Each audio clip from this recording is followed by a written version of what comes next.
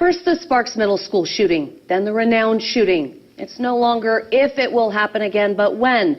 That's what's leading Story County bus drivers to learn now what they need to do in a critical incident.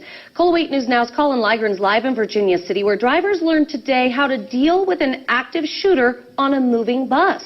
Colin? Sarah, it's a set of skills these drivers hope they never have to use. They're put through a scenario where there's a gunman on board and they have to do everything in their power to keep themselves and their students alive.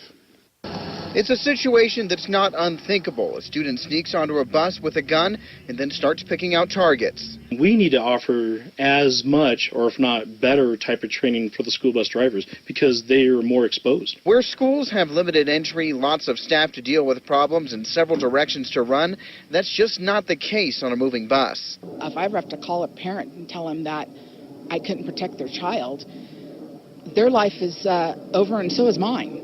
Stop. The training starts in the classroom with law enforcement techniques for dealing with threats. He's going to spin out his hand. What's going to happen with his trigger finger? Whether it's asserting dominance over the shooter or actively taking the gun away, it can be dangerous, but it's better than doing nothing at all. The situation could be terrible.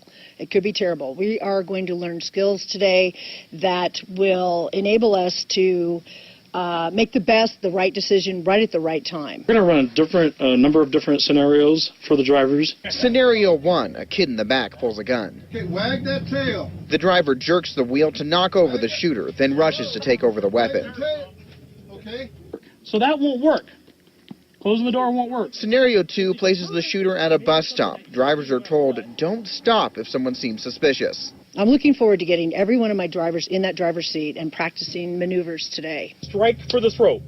A punch, a knuckles, or whatever you do, you have to strike that throat as hard as you can. Maneuvers that could one day save a life. If you think you've never heard of this type of training, you're right. It's the first of its kind for bus drivers. It was developed by a Carson City company called Apex SCF.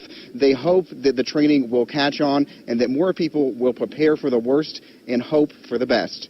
Reporting live from our mobile newsroom at the Virginia City High School, Colin Ligren, KOLO 8 News Now.